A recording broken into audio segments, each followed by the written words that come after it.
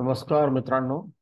Artificial intelligence किंवा कृत्रिम बुद्धिमत्तेच्या सेशनमध्ये मी तुमचं सर्वांचं स्वागत करतोय. याच्या आधीच्या सेशन्समध्ये आपण आर्टिफिशियल इंटेलिजन्स म्हणजे काय, दैनंदिन व्यवहारामध्ये, रोजच्या व्यवहारामध्ये आपण एआयचा कुठे कुठे आणि कसा कसा वापर करतो. त्याच्यानंतर आपण पाहिलं होतं की मानवी बुद्धिमत्ता आणि कृत्रिम बुद्धिमत्ता याच्यामध्ये नेमका कसा फरक आहे. त्याच्यानंतर आपण बघितलं होतं की मशीन लर्निंग म्हणजे काय, किंवा एखाद्या मशीनला म्हणजे कॉम्प्युटरला आपण काही गोष्टी शिकवतो तर ते कसं केलं जातं. आणि त्याच्यानंतर आपण बघितलं होतं की समजा एखादं मशीन लर्निंग मॉडेल जर आपल्याला तयार करायचं असेल तर त्याचा वर्कफ्लो हा कसा असेल. या गोष्टी आपण या आधीच्या सेशन्समध्ये आपण डिस्कस केलेल्या आहे. आजच्या सेशनमध्ये आपण मशीन लर्निंगचे टाईप्स बघणार आहे आणि त्याच्यापैकी एक टाईप जो आहे तो खूप कॉमनली वापरला जातो, तो म्हणजे सुपरवाइज मशीन लर्निंग. तर सुपरवाइज मशीन लर्निंग नेमकं काय हे एक उदाहरण घेऊन आपण समजून घेण्याचा प्रयत्न करणार आहे. या सेशन्सचा जो पर्पज आहे तो पर्पजच मुळात हा आहे की ज्यांना इंग्रजी येत नाही अशा लोकांना सुद्धा मशीन लर्निंग किंवा आर्टिफिशियल इंटेलिजन्स काय हे कळावं, आणि म्हणून हे मराठीमध्ये सेशन्स मी कंडक्ट करतात. तर विद्यार्थ्यांनी, इतर लोकांनी याचा फायदा घेतला पाहिजे आणि एआय तुम्ही समजून घेतलं तर मला असं वाटतं की तुम्ही त्याचा अधिक चांगल्या पद्धतीने वापर करू शकता. माझ्या यूट्यूब चॅनलवर हे तुम्ही सेशन पाहता, चॅनलला सबस्क्राईब करा आणि इतर अनेक सेशन्स जे आहेत ते सुद्धा तुम्ही बघा. तर आजच्या या सेशनमध्ये आपण बघूया की सुपरवाइज मशीन लर्निंग नेमकं काय असतं. तर मित्रांनो, जसं मी तुम्हाला सांगितलं की आर्टिफिशियल इंटेलिजन्सचा एक महत्त्वाचा भाग म्हणजे मशीन लर्निंग, ज्याच्यामध्ये आपण मशीनला शिकवतो. मशीन लर्निंग जे आहे त्याचे वेगवेगळे प्रकार पडतात. जसं एक आहे त्याला म्हणतो आपण सुपरवाइज मशीन लर्निंग. मराठीमध्ये जेव्हा आपण हे ट्रान्सलेट करतो तेव्हा त्याला पर्यवेक्षित शिक्षण असं म्हटलं जातं. दुसरा जो प्रकार आहे त्याला म्हणतो आपण अनसुपरवाइज मशीन लर्निंग. तर अनपर्यवेक्षित शिक्षण असं त्याचं मराठीमध्ये ट्रान्सलेशन होतं. आणि तिसरा जो प्रकार आहे त्याला म्हणतो आपण रेन्फोर्समेंट लर्निंग. मराठीमध्ये त्याचं मजबूतीकरण शिक्षण अशा पद्धतीचं ट्रान्सलेशन होतं. कदाचित हे ट्रान्सलेशन इतकं नीट होत नाही कारण गुगल ट्रान्सलेटरचा वापर करूनच हे ट्रान्सलेशन केलेलं आहे मराठीमध्ये. त्यामुळे हे शब्द थोडेसे वेगळे आहेत. इंग्रजीमधले शब्द आपल्याला जास्त फॅमिलियर आहे. या डायग्राममध्ये दाखवल्याप्रमाणे हे तीन त्याचे मेन प्रकार आहेत मशीन लर्निंगचे. सुपरवाइज लर्निंग, ज्याचे वैशिष्ट्य काय असतं की त्याच्यामध्ये असतो लेबल डेटा, डायरेक्ट फीडबॅक आणि आउटपुट किंवा फ्युचर आपण प्रेडिक्ट करू शकतो. दुसरा जो प्रकार आहे तो अनसुपरवाइज लर्निंग, ज्याच्यामध्ये लेबल डेटा वापरला जात नाही, अनलेबल डेटा असतो, फीडबॅक नसतो आणि हिडन स्ट्रक्चर फाइंड करण्यासाठी या लर्निंगचा वापर हा केला जातो. एन्फोर्समेंट लर्निंग जे आहे ही एक प्रकारची डिसिजन प्रक्रिया आहे, डिसिजन प्रोसेस आहे, याच्यामध्ये रिवॉर्ड सिस्टीम वापरली जाते. योग्य स्टेप घेतली तर रिवॉर्ड दिलं जातं, चुकीची स्टेप घेतली तर शिक्षा दिली जाते. अशा पद्धतीचं हे एन्व्हायरमेंट असतं आणि म्हणून याच्यामध्ये जे ॲक्शन्स होतात त्या ॲक्शन्समधून शिकलं जातं. तर ही अशा प्रकारची रेन्फोर्समेंट लर्निंग आहे. या तिन्ही लर्निंग मेथड आपल्याला समजून घ्यायच्या आहेत. परंतु आजच्या या सेशनमध्ये आपण नेमकी सुपरवाइज लर्निंग म्हणजे काय, म्हणजेच पर्यवेक्षित शिक्षण म्हणजे काय एखाद्या मशीनचं, या संदर्भाने आपण उदाहरण घेऊन डिस्कशन करणार आहे. आता सुपरवाइज लर्निंग मध्ये काय केलं जातं, तर जो अल्गोरिदम आपण वापरतो त्या अल्गोरिदमला लेबल केलेल्या डेटावर प्रशिक्षण दिलं जातं. महत्वाची गोष्ट आहे ही लक्षात ठेवा. मशीन लर्निंग मध्ये डेटाकडनंच मशीन शिकतो. माणूस जसा अनुभवातनं शिकतो तसं कॉम्प्युटर हा त्याला दिलेल्या डेटामधूनच शिकतो. तर हा डेटा जर ऑलरेडी लेबल्ड असेल तर अशा प्रकारच्या प्रशिक्षणाला आपण सुपरवाइज मशीन लर्निंग असं म्हणतो. म्हणजे या डेटामध्ये इनपुट काय आणि त्याचं करस्पॉन्डिंग आउटपुट काय हे सांगितलेलं असतं ऑलरेडी.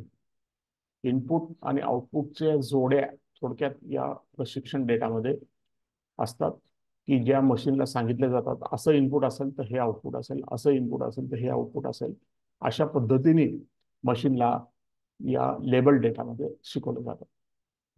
मग मॉडेल इनपुटच्या आधारे आउटपुटचा अंदाज लावतो. म्हणजे त्याला जर तुम्ही ट्रेन केलं आणि मग एखादा नवीन डेटा जर तुम्ही दिला तर तो त्या ट्रेनिंगच्या आधारावर आउटपुट काय असेल ते सांगतो. म्हणजे समजा एक 50 चेहरे घेतले आपण, फेस इमेजेस, आणि पहिला चेहरा पहिल्या माणसाचा, दुसरा चेहरा दुसऱ्या माणसाचा, असं लेबल डेटा वापरला आणि त्याला ट्रेनिंग दिलं. आणि त्या 50 चेहऱ्यामधला एखादा चेहरा जर त्याला आपण इनपुट म्हणून दिलं ट्रेनिंग दिल्यानंतर, तर तो हा चेहरा कोणत्या माणसाचा आहे, 5व्या माणसाचा आहे का 10व्या माणसाचा आहे, हे तो सांगू शकतो.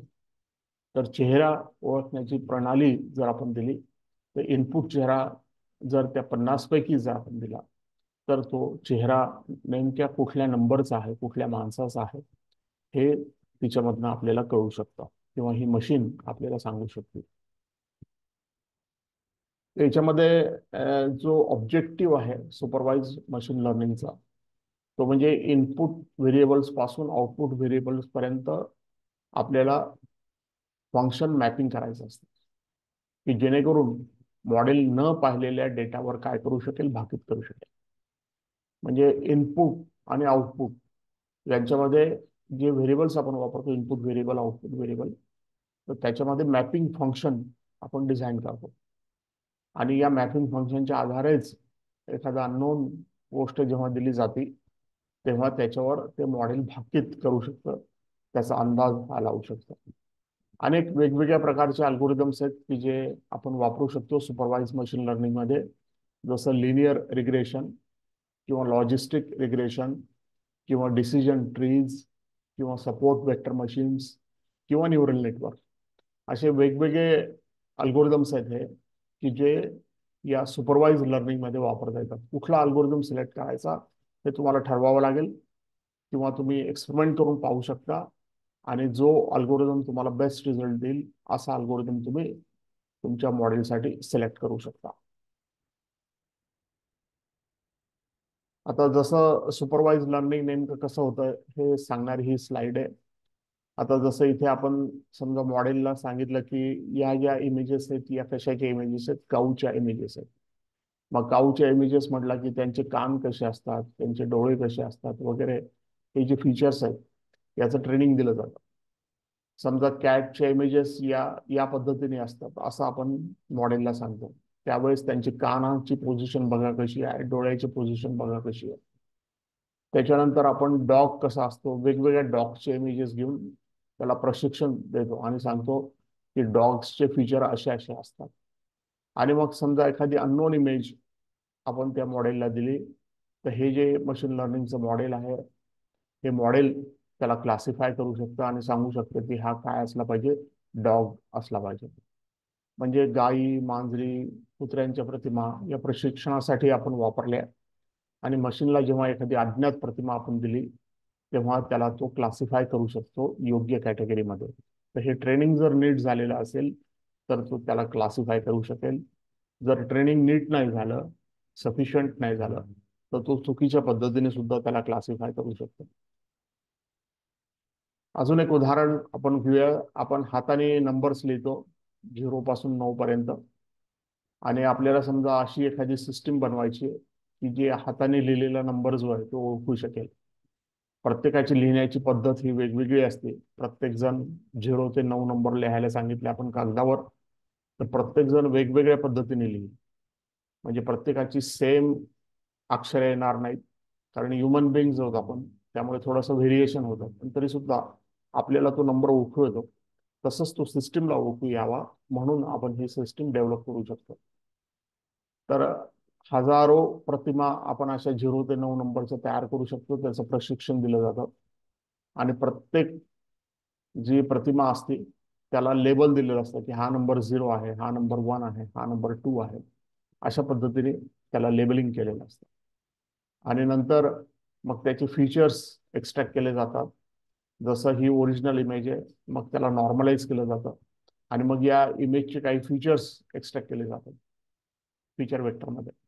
जसं त्याची पिक्सेल मूल्य, त्याच्या कडा कशा आहेत, त्याचे नमुने कसे आहेत, याच्यावरून त्याचे फीचर्स जे आहेत ते एक्स्ट्रॅक्ट केले जातात. आणि मग मॉडेलला काय केलं जातं, जे मॉडेल तुम्ही निवडलेलं आहे, जसं न्यूरल नेटवर्क तुम्ही निवडलेलं असेल किंवा सपोर्ट वेक्टर मशीन तुम्ही निवडलेलं असेल, तर त्याला या फीचर्स कडून ट्रेनिंग दिलं जातं. आणि मग त्याला सांगितलं जातं की असे फीचर असेल तर हा नंबर 3 आहे. फीचर्स बदलले तर नंबर सुद्धा काय होईल, बदलला जाईल. आणि मग अशा प्रकारे ट्रेनिंग जर तुम्ही चांगली दिली, सफिशियंट दिली, आणि मग एखादा नवीन नंबर जर तुम्ही दिला 0 पासून 9 पर्यंतचा हस्तलिखित केलेला एखाद्या नवीन माणसाने, तर तो जो आहे तो मॉडेल थ्रू जेव्हा आपण प्रोसेस करतो तेव्हा ते मॉडेल त्याचा अंदाजा लावू शकतो.